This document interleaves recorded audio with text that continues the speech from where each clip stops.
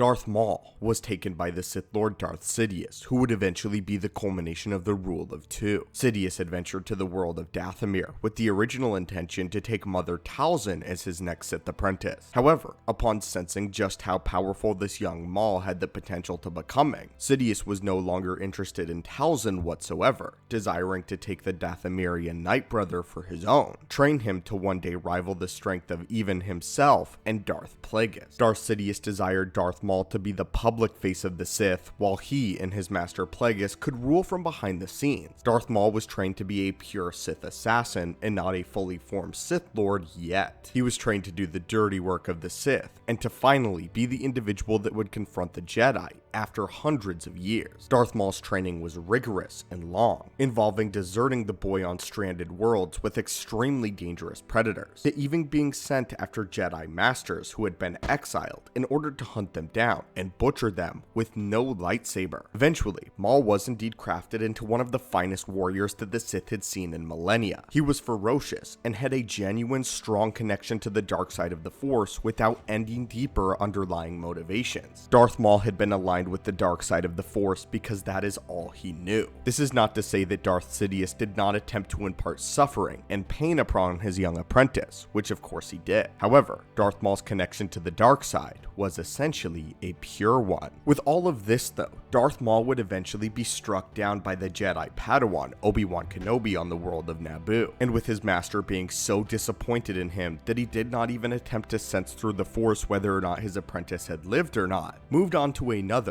in the form of Dooku, a fallen Jedi Master. But for the topic of today's video, we want to explore something very interesting concerning Lord Maul that may change the way you view this Sith assassin. As you full well know, midichlorians reside within living cells. Midichlorians are the microscopic creatures that allow individuals to touch the Force itself and interact with the barrier and energy that surrounds everybody. Something unique about the midichlorians though is they can be significantly reduced through loss of limb and living tissue. Most famously of course through Anakin Skywalker, Darth Vader, who lost a great deal of his potential within the Force after losing both of his legs and his arm, as well as a substantial amount of his living flesh to Obi-Wan Kenobi, with this absurdly diminishing the amount of true power that Anakin could ever touch in the Force again. According to George Lucas, a full potential Anakin was roughly twice as powerful as Darth Sidious. But now, following this massive defeat, George Lucas stated that Vader was about 80% what Sidious was, a massive drop-off in potential and sheer power. But what about Darth Maul? It could be said that Darth Maul may have even lost more potential in the Force than Anakin did, as Maul, after being cut in half by Obi-Wan, lost essentially his entire lower half. But following Maul's return to the Clone Wars and the known galaxy in pursuit of revenge, this is never really mentioned, and it's never explicitly stated if Darth Maul did in fact lose a lot of his potential, or whether or not it bugs him at all. So today, students of the Force and acolytes of the galaxy far, far away, we have the answer for you, and we are also going to explore a full potential Darth Maul, and explain what exactly could have arisen that would drive Maul to his full potential. First though, I believe that it is very clear that once Darth Maul was cut in half, he did lose half of his connection to the Force, and his ability to use the Force was apparently severely diminished because of this, likely very close to even what Anakin endured, meaning he was only a fraction of the power that he would have possessed when he was full. However, when Darth Maul returns to the Star Wars galaxy, he is still a highly formidable opponent,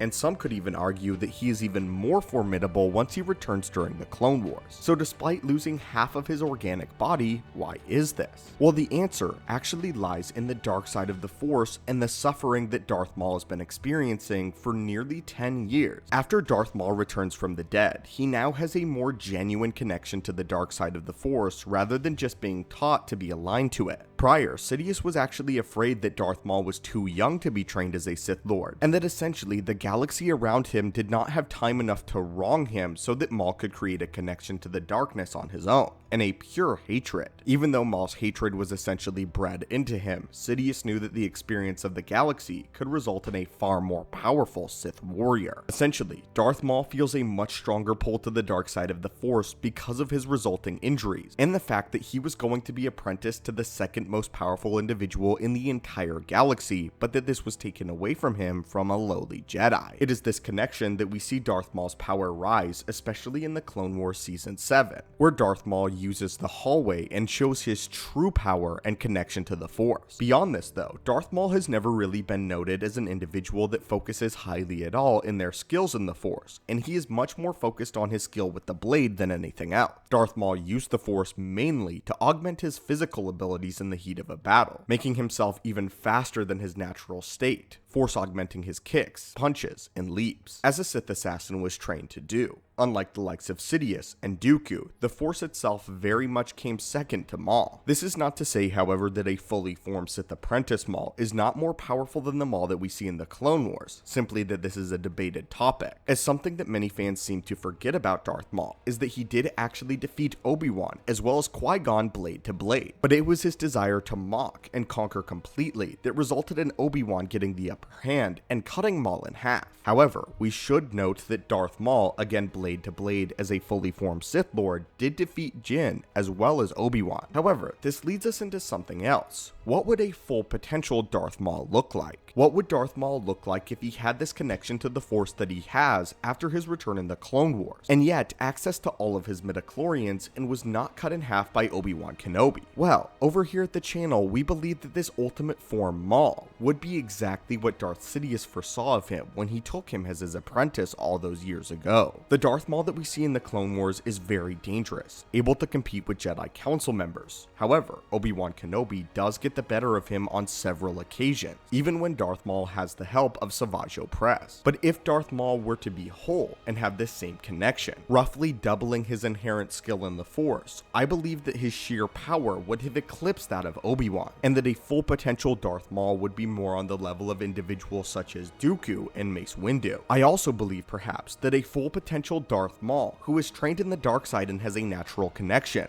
would in fact rival Anakin Skywalker in a duel. Not Anakin Skywalker's sheer potential over the Force, as of course the Chosen One's midichlorian count is higher than Maul's, but rather his skill in the blade, using the full potential of all of his midichlorians to rival the blade work of the Chosen One. Essentially what you would be getting would be the best of both worlds, and the best aspects of Maul throughout the timeline. You would have the inherent connection to the dark side of the Force, and the full use of the midichlorians of his original self, the Sith apprentice Darth Maul, who was never defeated in lightsaber combat, and was described as one of the most fearsome duelists Obi-Wan had ever seen. And then you would have the development of the Clone Wars Maul, a far more experienced tactician and warrior, a far more damaged and therefore more dangerous warrior, someone who now has a real, genuine connection to suffering, and because of this, his strength is bolstered. Again, if you had both of these, I believe he would be a genuine threat and rival to Dooku, perhaps even eclipsing the might of the Count, and perhaps even have been a rival to Anakin.